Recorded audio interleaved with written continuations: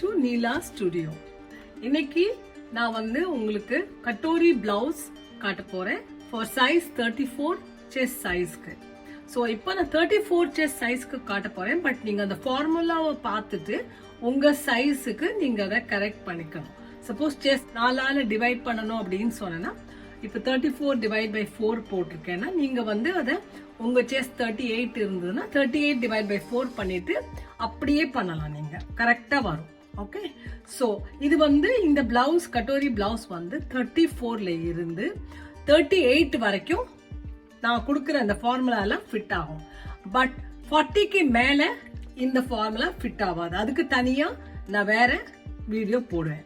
Okay, so இது 34 செஸ்ட்டுக்கு தான். So நான் ஆல்ரெடி உங்களுக்கு கொடுத்துருக்கிற மெஷர்மெண்ட் இருக்குல்ல 34 செஸ்ட்டுக்கு, அதையே நீங்கள் ஃபாலோ பண்ணலாம். ஓகே, ஸோ நான் ஒவ்வொன்றா ஸ்டெப் பை ஸ்டெப்பாக நான் காட்டுறேன். கட்டோரி பிளவுஸில் உங்களுக்கு பேக் அதே பேக் நான் 34 செஸ்ட்டுக்கு கொடுத்துருக்கிறேன்ல ஒரு பேக் லாஸ்ட் டைம், அந்த வீடியோ பாருங்க, நான் டிஸ்கிரிப்ஷன் பாக்ஸ்லயும் அந்த லிங்க் கொடுக்குறேன். ஸோ 34 பேக்குக்கு இந்த பேக்குக்கு சூட்டான ஃப்ரண்ட் தான் நான் காட்ட போறேன். ஓகே, ஸ்லீவ்ஸ் கூட நீங்க அதையே ஃபாலோ பண்ணலாம். நான் ஸ்லீவ்ஸ் கொடுத்துருக்கேன் 34 செஸ்ட்டுக்கு, அதை ஃபாலோ பண்ணலாம். இது normal blouse cutting pattern already நான் உங்களுக்கு கொடுத்துருக்கிறேன். So 34 chest 36 bust. ஸோ இது நார்மல் பிளவுஸ் கட்டிங். இப்போ நான் காட்ட போறது katori blouse cutting. Okay, so நம்ம எப்படி ஸ்டார்ட் பண்ணலான்னு பார்க்கலாம். ஸோ உங்களுக்கு வேணுங்கிறது இந்த ஃப்ரெஞ்ச் கர்வ் வேணும், ஒரு லாங் ஸ்கேல் வேணும், அப்புறம் பேட்டர்ன் மாஸ்டர் வேணும். ஓகே, உங்களுக்கு ஃப்ரீ ஹேண்ட் நல்லா வரும்னா நீங்க பேட்டர்ன் மாஸ்டர் கூட வேணும்ட்டு இல்லை, பட் உங்களுக்கு நான் இந்த 3 வச்சு எப்படி வரையறதுன்னு காட்டுறேன்.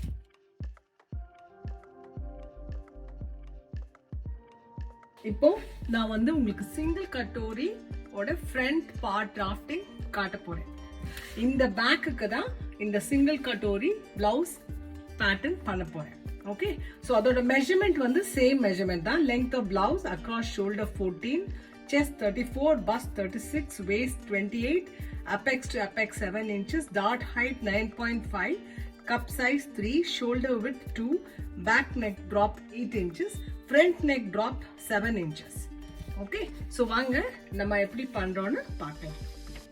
ஸோ ஃபர்ஸ்ட் நார்மலா நம்ம எடுக்கிற மாதிரி இங்க 2 லைன் டிரா பண்ணிக்கங்க.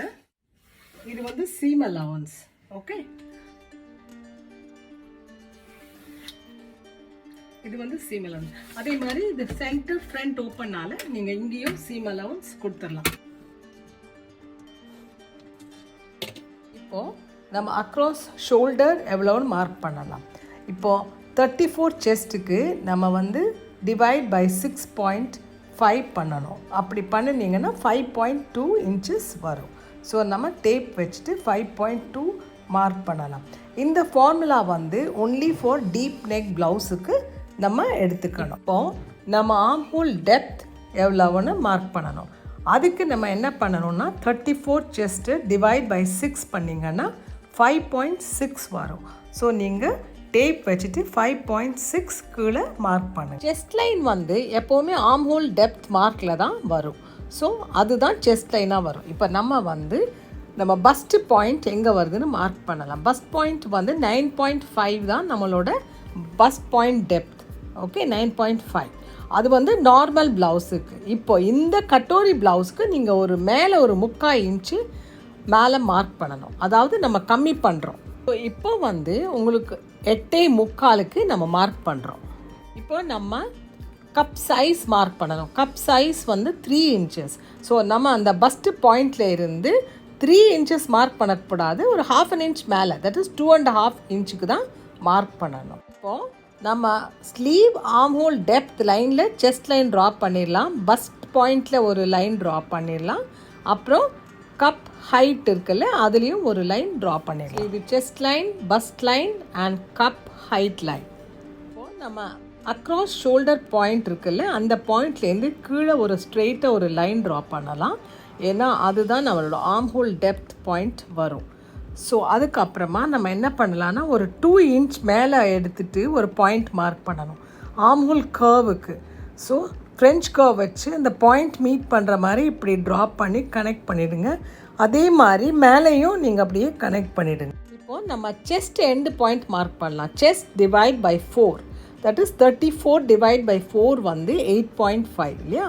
ஸோ 8.5ல் ஒரு மார்க் பண்ணினீங்கன்னா உங்களுக்கு செஸ்ட் எண்ட் பாயிண்ட். அதே மாதிரி பஸ்ட் எண்ட் பாயிண்ட்டுக்கு பஸ்ட் 36 டிவைட் பை 4 உங்களுக்கு 9 வரும். அந்த பாயிண்ட்டும் நீங்கள் மார்க் பண்ணிவிடுங்க. இப்போது நீங்கள் என்ன பண்ணணுன்னா இந்த செஸ்ட் எண்ட் பாயிண்ட்டும் பஸ்ட் எண்ட் பாயிண்ட்டும் நம்ம கனெக்ட் பண்ணி ஸ்ட்ரெயிட்டாக ஒரு லைன் ட்ரா பண்ணிடணும். ஒரு 1.2 சீம் அலவன்ஸ் சைடில் மார்க் பண்ணி அங்கேயும் ஒரு லைன் நீங்கள் ட்ரா பண்ணிடுங்க. இப்போது நம்ம height of below bust point mark பண்ணணும். அதுக்கு நீங்கள் என்ன பண்ணணும்னா கப் ஹைட்டோட மிட் பாயிண்ட் பார்த்துட்டு பாயிண்ட் வச்சுட்டு அதுக்கு கீழே 2 புள்ளி கீழே வச்சுருங்க.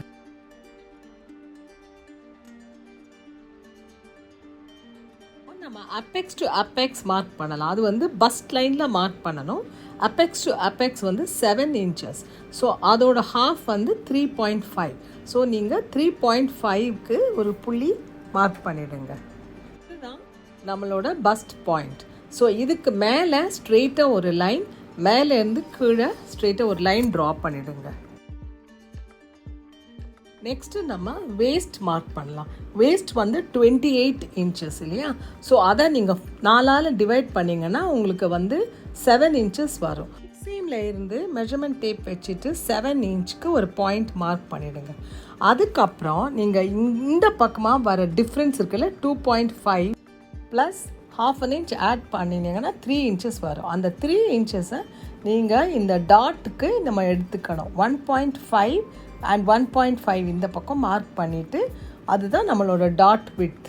ஸோ அங்கே நீங்கள் டாட் ஷேப் ஃப்ரெஞ்ச் கர்வ் வச்சு மார்க் பண்ணிவிடுங்க.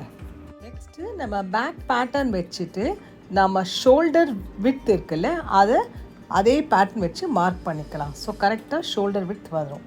இப்போது நம்ம ஃப்ரண்ட் டெப்த் மார்க் பண்ணலாம். Front depth 7 inches. ஸோ நான் இங்கே வந்து 7 inchesக்கு மேலே ஒரு ½ an inch ஏற்றி மார்க் பண்ண போகிறேன். ஏன்னா இந்த சிங்கிள் கட்டோரிக்கு நம்ம அங்கே ஒரு ஷேப் கொடுக்கறதுனால ஒரு ½ an inch மேலே மார்க் பண்ணிவிட்டு அதுக்கப்புறம் அந்த பாயிண்டில் ஒரு லைன் ஷார்ட் லைன் ட்ரா பண்ண போகிறேன். இப்போ நெக் விட்த் வந்து 2.5 மேலே, ஸோ கீழே வந்து 2.25 மார்க் பண்ணிவிடுங்க.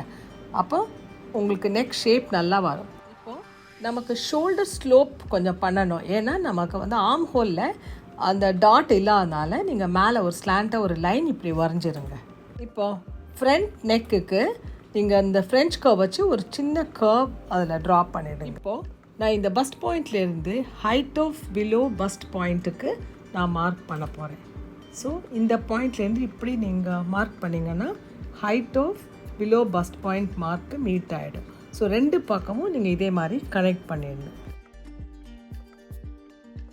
ஃப்ரண்ட் ஓப்பன் ப்ளவுஸ்னால நம்ம முன்னாடி கொஞ்சம் சீம் அலவன்ஸ் கொஞ்சம் எக்ஸ்ட்ரா இந்த பக்கம் இப்படி க்ராஸாக எடுத்துக்கணும். அப்போ தான் அந்த ஃப்ரண்ட்டில் நமக்கு நல்லா ஃபிட்டிங்காக இருக்கும்.